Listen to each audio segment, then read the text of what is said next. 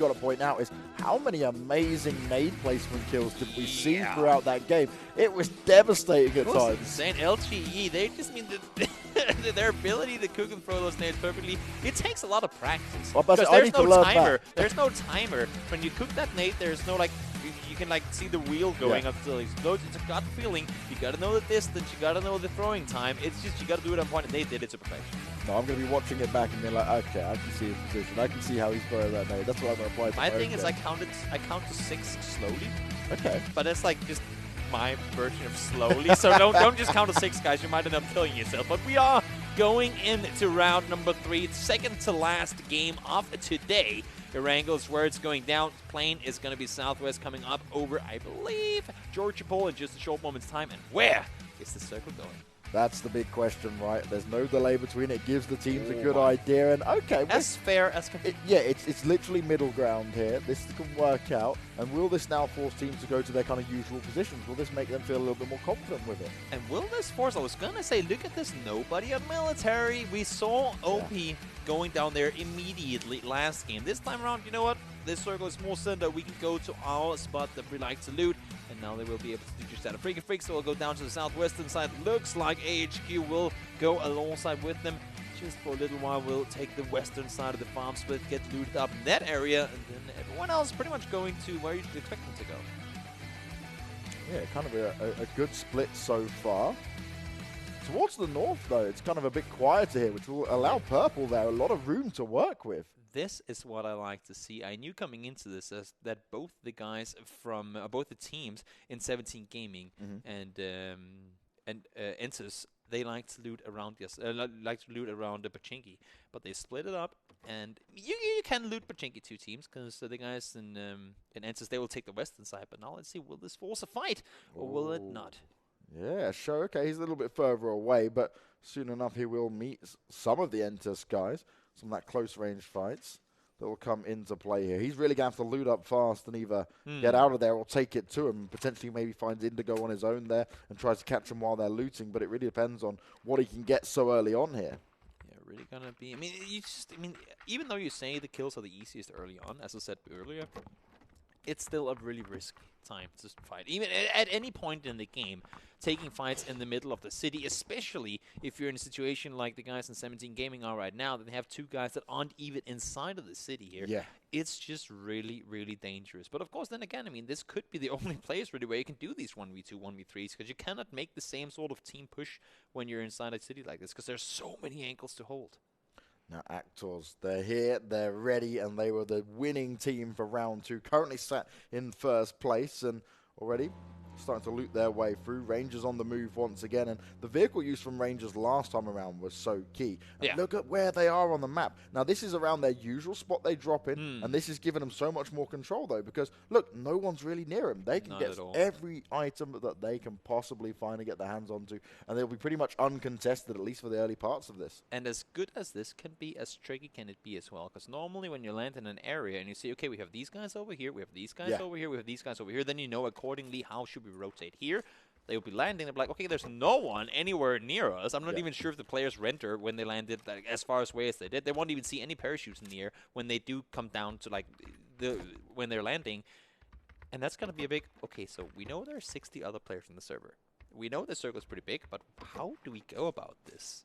And that's where all the preparation comes into play. You know where they normally would go, because most of the teams, as you said yourself here very correctly, James, is that people will go, and they do go to those spots.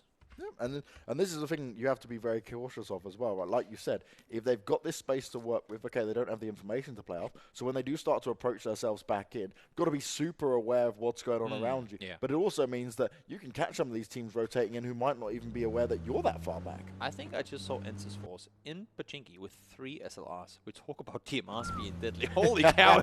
You do not want to take a mid to long range battle with Ensus in this game. The power of the DMR is uncomparable to, well, okay, maybe to the MK14. It's just such a beast of a DMR. And having 3 of those on one team, that will shred you to pieces in seconds. Well, here's your Crest Gaming team on the screens at the moment.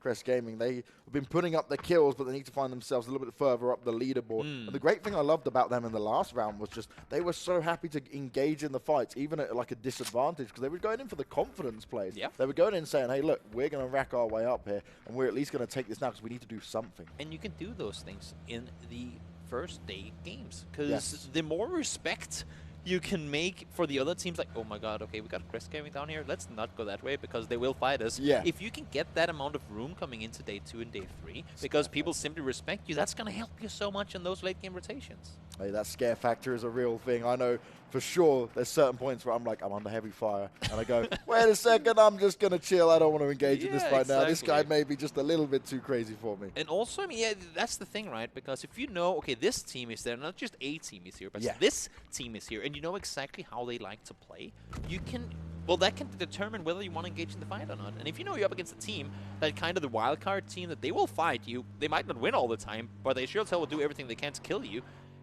you might just want to lay off. Whereas if it's a team that's defensive and doesn't dare fighting, maybe not be prepared for it, you can get a surprise element in those people.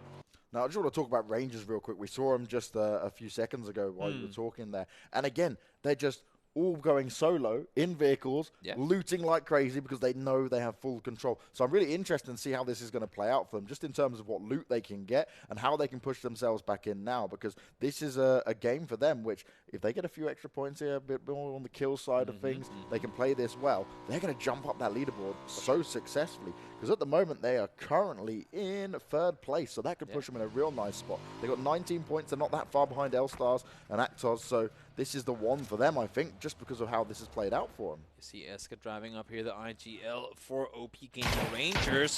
Trying to see if he can get some info as to where to go in the circle. Now figures out, you know what, that compound's taken, but that doesn't matter because it's outside the circle anyway, and he will leave the area immediately. Smart play coming in from a very, very, very talented player in Eska.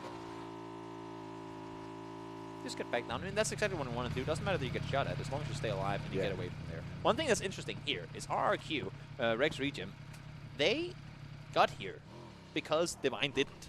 Exactly. I mean, they were the replacement team, and in their qualifier to get here, them and Divine were constantly fighting in apartments and school in this area. Now that Divine ain't here, it's like, you know what, we got this whole area for ourselves. Nobody's even looting Rosok. So we have school, we have apps, we have Rosok, we have all this to ourselves off of playing a qualifier that they didn't make it through, where they got not killed every time they were there, but because they did do good in the tournament, but they were constantly contested in that area. Now they have all the room in the world to work with. So it makes it a little bit harder for them as well. As we're going to now see AHQ. Now, this is a team we kept talking about, right, because of their performances and how they got here. Yep. The question is, what can they do now? Because you've only got 6 points, you're in 9th spot, and this is where you need to have a standout game come into play. I think we talked about confidence and how these things come into play. Going through a qualifier series in SEA, I'm not taking anything away from the region, but going through a qualifier stage in SEA, getting 4 wins in a row and annihilating that entire tournament the way they did. We talked about how in Game 1 and Game 2, they came in with their high horses, they would push fights, or do engagements that might not have been the smartest to do. They had that whole run up to the Shack and the Open on Miramar Game 1. It might just have taken that 1 or 2 game to be like, you know what, guys, we're up against something else. Now, it's not the same game. It's a 16-team lobby as opposed to an 18-team one. It's going to be tricky. Now, look how Rangers have moved around again. They've gone right round the sides. They didn't want to stay on that eastern side. They want to keep people guessing. But now they've got full control from the south. There's no one there to contest them behind them, which means they only have to look forward. Gives them a better vision, a better play style here to kind of try and work their way in. And this is interesting. Okay, so Actos, I think they're just going to run past it. Yeah, they're not going to. Purple's not going to jump off and try and fire some pot shot. It's not worth it.